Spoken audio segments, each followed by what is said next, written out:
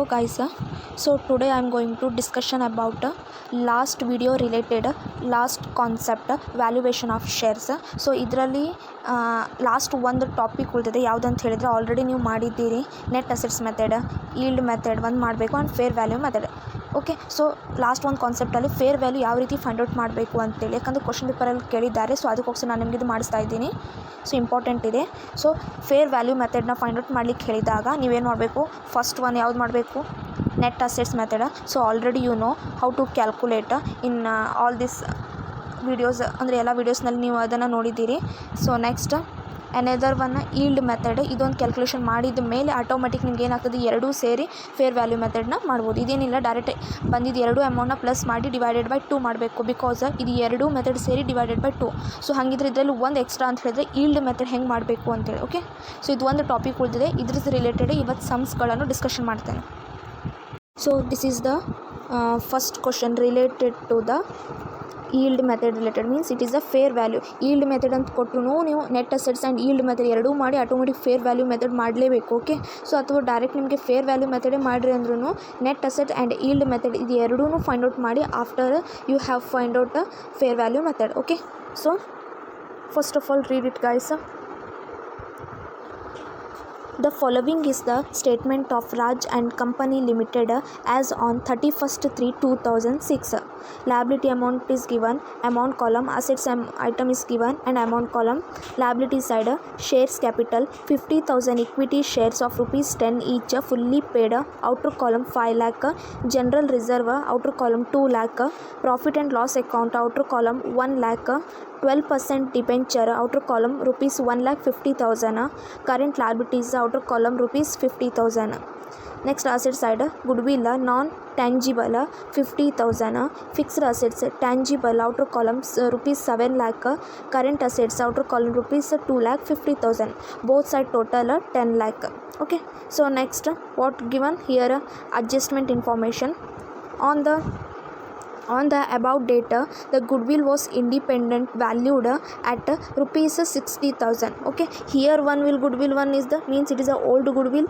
Here adjustment related goodwill is a new goodwill. Okay, so ನೀವು calculation ತೊಗೊಳ್ಳುವಾಗ ಈ 60,000ನ consider ಮಾಡಬೇಕು. Okay, next ಹೋದ್ರೆ ಏನಿದೆ, and the fixed assets tangible at ₹5,80,000.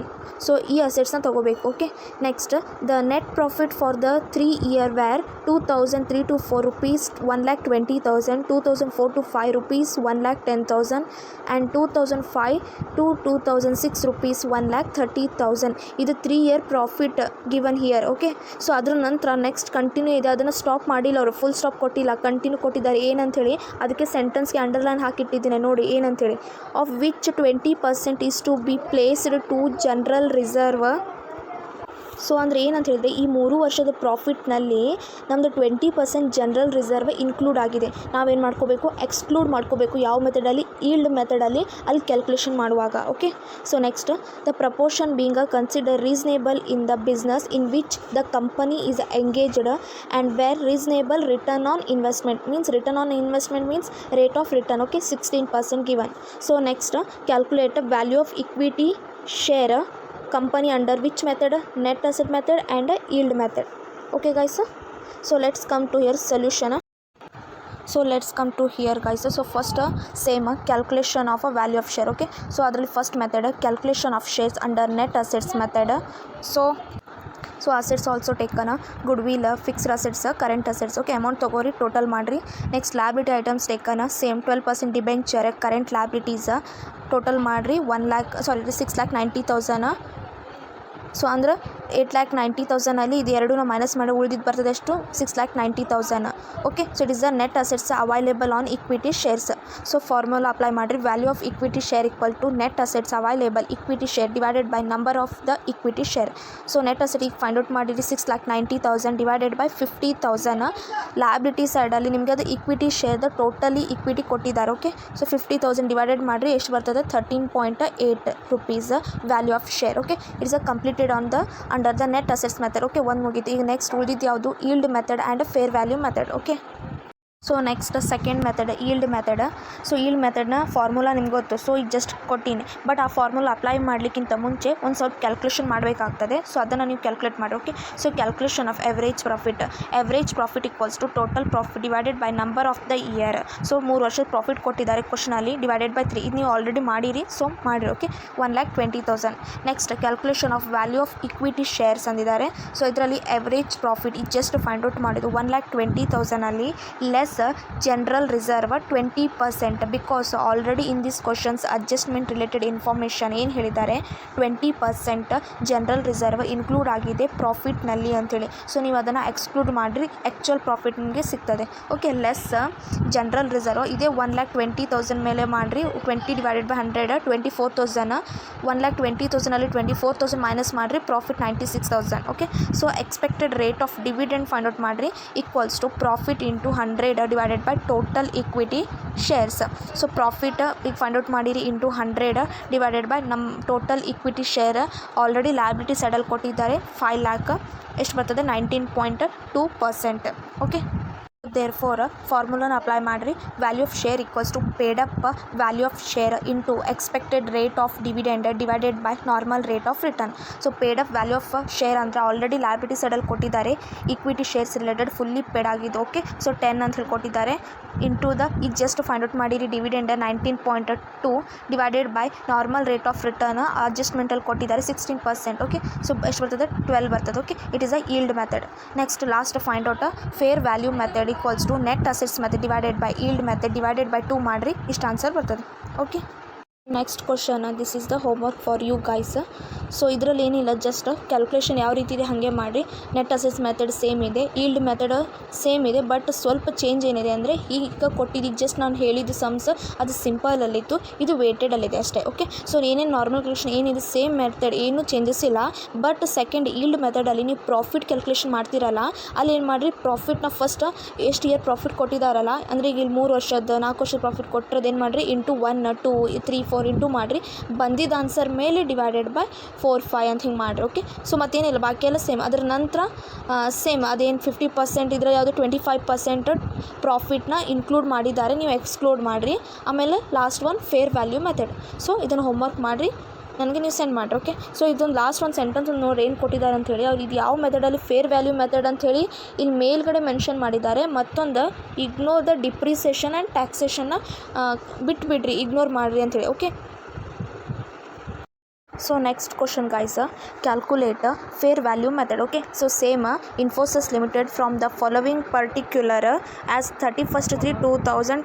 So ಈ ಕ್ವಶನಲ್ಲಿ ನಿಮ್ಗೆ ಈಗ ಜಸ್ಟ್ ನಾನು ಹಿಂದ್ಗಡೆ ಸಮ್ಮಿಂದು ಹೋಮ್ವರ್ಕ್ ಕೊಟ್ಟಿದ್ದು ಕ್ವಶನ್ಗೆ ಅಂಡರ್ಲೈನ್ ಹಾಕ್ಸಿದ್ದು ಲಾಸ್ಟಿಗೆ, ignore the depreciation and tax ಅಂದರೆ ಅಲ್ಲಿ ಇಗ್ನೋರ್ ಮಾಡಿ ಡಿಪ್ರಿಸಿಯೇಷನ್ನ ಬಿಡ್ರಿ, ಆಮೇಲೆ ಟ್ಯಾಕ್ಸ್ನ ಬಿಟ್ರಿ ಅಂದರೆ ಅಲ್ಲಿ ಕ್ಯಾಲ್ಕುಲೇಷನಲ್ಲಿ ಆ ಸಮ್ ರಿಲೇಟೆಡ್ ಕ್ಯಾಲ್ಕುಲೇಷನಲ್ಲಿ ಯಾವುದೇ ರೀತಿಯ ಡಿಪ್ರಿಸಿಯೇಷನ್ ಟ್ಯಾಕ್ಸ್ಗಳು ಕನ್ಸಿಡರ್ ಆಗಂಗಿಲ್ಲ ಅಂತೇಳಿ. ಓಕೆ, ಸೊ ಈ ಕ್ವಶನಲ್ಲಿ ಅವ್ರು ನಮಗೇನು ಮೆನ್ಷನ್ ಮಾಡಿಲ್ಲ, ಬಟ್ ಇದರಲ್ಲಿ ಟ್ಯಾಕ್ಸು ಕೊಟ್ಟಿದ್ದಾರೆ. ಓಕೆ, ಸೊ ಈಗ ನೆಕ್ಸ್ಟ್ ಬರುವ ಸಮ್ನಲ್ಲಿ ಡಿಪ್ರಿಸಿಯೇಷನು ಇರ್ತದೆ. ಸೊ ಈ ರೀತಿ ಅವಾಗ ಅವ್ರು ಏನು ಮೆನ್ಷನ್ ಮಾಡಿಲ್ಲ ಅಂದರೆ ನೀವು ಟ್ಯಾಕ್ಸ್ ಮತ್ತು ಡಿಪ್ರಿಸಿಯೇಷನ್ ಕೂಡ ಕ್ಯಾಲ್ಕುಲೇಷನ್ ಮಾಡಬೇಕಾಗ್ತದೆ ಈಲ್ಡ್ ಮೆಥಡಲ್ಲಿ. Okay, so first of all ನೀವು ಇದನ್ನು ಕ್ವಶನ್ ಓದ್ರಿ, ನಿಮ್ಗೆ ತಿಳಿತದೆ ಏನಂತೇಳಿ ಮಾಡಿಸಿದ ಮೇಲೆ ಸಮ.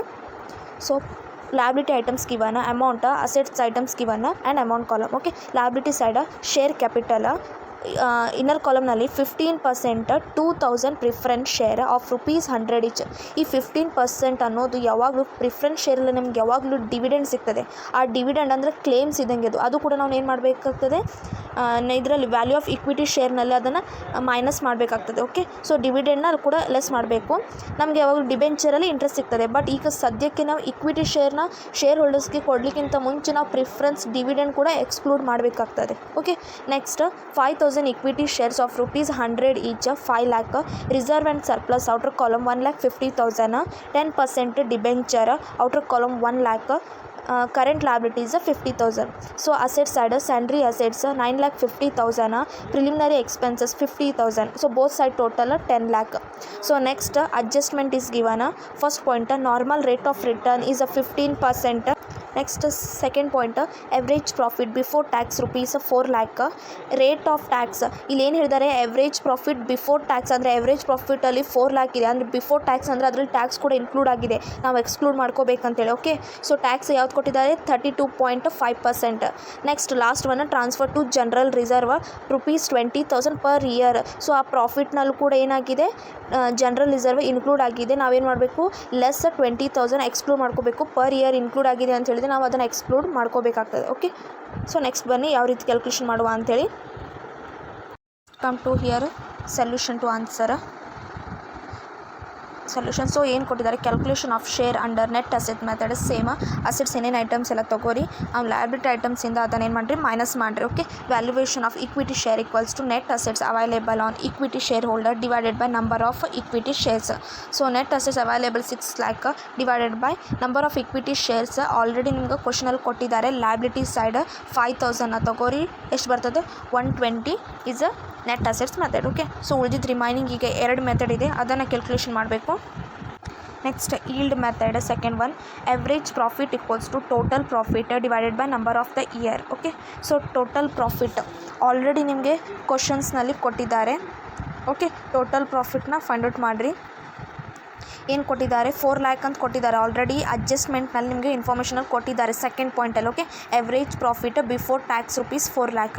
ಸೊ ಡೈರೆಕ್ಟ್ ಎವ್ರೇಜ್ ಪ್ರಾಫಿಟ್ನ ನಿಮ್ಗೆ ಕೊಟ್ಟಿದ್ದಾರೆ, ಫೈಂಡ್ ಔಟ್ ಮಾಡುವ ಅಗತ್ಯ ಇಲ್ಲ, ಡೈರೆಕ್ಟ್ 4 ಲ್ಯಾಕ್ ಬರೀರಿ. ಅದರ ನಂತರ ಅದರಲ್ಲಿ ಏನೇನು ಇನ್ಕ್ಲೂಡ್ ಆಗಿದೆ ಅದನ್ನು ಎಕ್ಸ್ಕ್ಲೂಡ್ ಮಾಡಬೇಕು. Okay, calculation of value of equity share. So value of share equals to first average profit same 4 lakh ಬರೀರಿ. ಅದರಲ್ಲಿ ಇನ್ಕಮ್ ಟ್ಯಾಕ್ಸ್ ಇನ್ಕ್ಲೂಡ್ ಆಗಿದೆ, ಅದನ್ನು ನೀವು ಎಕ್ಸ್ಕ್ಲೂಡ್ ಮಾಡಿರಿ. Okay, same 32.5% rate of tax ಕೊಟ್ಟಿದ್ದಾರೆ, ಲೆಸ್ ಮಾಡಿರಿ. ಅದರ ನಂತರ ಜನರಲ್ ರಿಸರ್ವ್ 20,000, ಆಮೇಲೆ ಲೆಸ್ ಪ್ರಿಫರೆನ್ಸ್ ಡಿವಿಡೆಂಡ್ 15% ಕೊಟ್ಟಿದ್ದಾರೆ. ಯಾವುದ್ರ ಮೇಲೆ 2 ಲ್ಯಾಕ್ ಮೇಲೆ. ಓಕೆ, ಸೊ 15% ಏನು ಮಾಡಿರಿ, ಪ್ರಿಫರೆನ್ಸ್ ಡಿವಿಡೆಂಡ್ 2 ಲ್ಯಾಕ್ ಮೇಲೆ ತೆಗೀರಿ. ಲಯಬಿಲಿಟಿ ಸೈಡಲ್ಲಿ ಕೊಟ್ಟಿದ್ದಾರೆ, ಮೈನಸ್ ಮಾಡಿರಿ, 30,000 ಬರ್ತದೆ. ಓಕೆ, ಮೈನಸ್ ಮಾಡಿರಿ, ಪ್ರಾಫಿಟ್ ಎಷ್ಟು ಬರ್ತದೆ ಆ್ಯಕ್ಚುಲಿ 2,20,000. ಸೊ ಆಮೇಲೆ formula expected rate of dividend equals to profit into 100 divided by total equity shares. Okay, 2,20,000 into 100 divided by total equity shares. Total equity shares ಅಂದಿದ್ದಾರೆ. Okay, so liability side ನಿಮ್ಗೆ total equity ಶೇರಿನ outer column 5 ಲ್ಯಾಕ್ನ consider ಮಾಡಬೇಕು. Okay, so ಎಷ್ಟು ಬರ್ತದೆ 44%. Okay, next calculation of value of share, paid up value of share into expected rate of dividend divided by normal rate of return. ಈಗ suppose ಇದೆಲ್ಲ find out ಮಾಡಿರಿ, ಅದನ್ನು ಹಾಕಿರಿ, answer ಬರ್ತದೆ. Okay, next last one fair value method, net assets plus yield method divided by 2. So ಎರಡು method find out ಮಾಡಿರಿ, ಎರಡು amount ಹಾಕಿರಿ, ಡಿವೈಡೆಡ್ ಬೈ 2 ಮಾಡಿರಿ, final answer 206.6. Okay, so next question here. So first read it guys. The following is the information of Bharat Limited as on 31/3/2013. Liability items given. Share capital inner column aline. Okay, 1,000 equity share of rupees 100 each fully paid. Outer column 1 lakh. General reserve 20,000. Outer column. Profit and loss account. Outer column rupees 16,000. Sundry creditors 94,000. Asset item, land and building 55,000, plant and machinery 65,000, patents and trademarks 10,000, stock 24,000, sundry debtors 44,000, cash at bank 26,000, preliminary expenses 6,000. So both side total 2,30,000. Next, the adjustment, the expert valued the land and buildings at rupees 1,20,000, goodwill at rupees 80,000, plant and machinery rupees 60,000. Okay, so it is the revaluated values. Okay, it is a new value. So next, depreciation is charged on a building at 10%. Depreciation charge ಮಾಡ್ಲಿಕ್ಕೆ ಹೇಳಿದ್ದಾರೆ, ಯಾವುದು building ಮೇಲೆ 10% ಅಂಥೇಳಿ. So ಇದು ಯಾವ ರೀತಿ, ಈಗ ನಾನು ಹೋಮ್ವರ್ಕ್ ಕೊಟ್ಟಿದ್ದಲ್ಲಿ ಇಗ್ನೋರ್ ಡಿಪ್ರಿಸಿಯೇಷನ್ ಆ್ಯಂಡ್ ಟ್ಯಾಕ್ಸ್ ಅಂತಿತ್ತು. ಓಕೆ, ಅದ್ರ ನಂತರ ಈಗ ಜಸ್ಟ್ ಹಿಂದ್ಗಡೆ ಮಾಡಿಸಿದ ಸಮ್ಮಲ್ಲಿ ಏನಿತ್ತು, ಅದರಲ್ಲಿ ಇಗ್ನೋರ್ ಡಿಪ್ರಿಸಿಯೇಷನ್ ಆ್ಯಂಡ್ ಟ್ಯಾಕ್ಸ್ ಅಂತೇಳಿ ಕನ್ಸಿಡರ್ ಮಾಡಿಲ್ಲ. ಸೊ ಅದಕ್ಕೋಸ್ಕರ ನೀವೇನು ಮಾಡಿದ್ರಿ, ಟ್ಯಾಕ್ಸ್ ಕೂಡ ಲೆಸ್ ಮಾಡಿದ್ರಿ.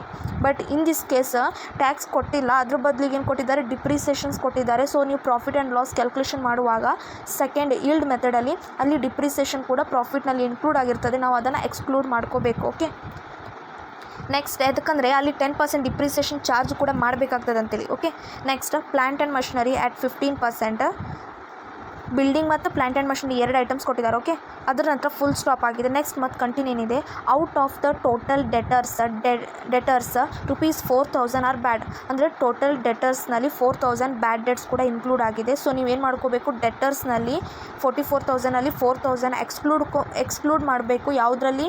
ಫಸ್ಟ್ ಒಂದು ನೆಟ್ ಅಸೆಟ್ಸ್ ಮೆಥಡಲ್ಲಿ ನೀವು ಅದನ್ನು ತಗೊಳ್ಳುವಾಗ ಮತ್ತೊಂದು ಸಲ, ಯಾಕಂದರೆ ಇದು ಅಡ್ಜಸ್ಟ್ಮೆಂಟ್ ಐಟಮ್ ಅಂಥೇಳಿ, ಮತ್ತೊಂದು ಸಲ ನೀವು ಅದನ್ನು ಈಲ್ಡ್ ಮೆಥಡಲ್ಲಿ ಏನು ಮಾಡಬೇಕು, ಎವ್ರೇಜ್ ಪ್ರಾಫಿಟ್ ಫೈಂಡ್ ಔಟ್ ಮಾಡ್ತೀರಲ್ಲ, ಅಲ್ಲೇ ಡೈರೆಕ್ಟ್ ಏನು ಮಾಡಿರಿ, ಮೈನಸ್ ಮಾಡಿಬಿಡ್ರಿ. ಓಕೆ, ಯಾಕಂದರೆ ಇಲ್ಲಿ ನೆಟ್ ಅಸೆಟ್ಸಲ್ಲಿ ಇನ್ಕ್ಲೂಡ್ ಆಗಿದ್ಮೇಲೆ ಆಟೋಮೆಟಿಕ್ ಈಲ್ಡ್ ಮೆಥಡಲ್ಲಿ ಪ್ರಾಫಿಟಲ್ಲೇ ಇನ್ಕ್ಲೂಡ್ ಆಗಿರ್ತದೆ.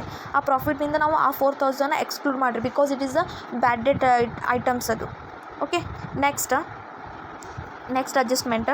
Here one complete second one. The profit of the company were 2010 to 11 ₹42,000, 2011 to 12 ₹35,000, and 2012 to 13 ₹47,000. Next last, the company follow practice of transferring 20% ಪ್ರಾಫಿಟ್ನಲ್ಲಿ ಜನರಲ್ ರಿಸರ್ವ್ ಅಂತ ಹಿಂದ್ಗಡೆ ಯಾವ ರೀತಿ ಮಾಡಿದ್ವಿ, ಸೇಮ್ ಅದೇ ರೀತಿ 20% ಜನರಲ್ ರಿಸರ್ವ್ ಇದೆ, ಪ್ರಾಫಿಟ್ನಲ್ಲಿ ಇನ್ಕ್ಲೂಡ್ ಆಗಿದೆ, ಎಕ್ಸ್ಕ್ಲೂಡ್ ಮಾಡ್ಕೋರಿ.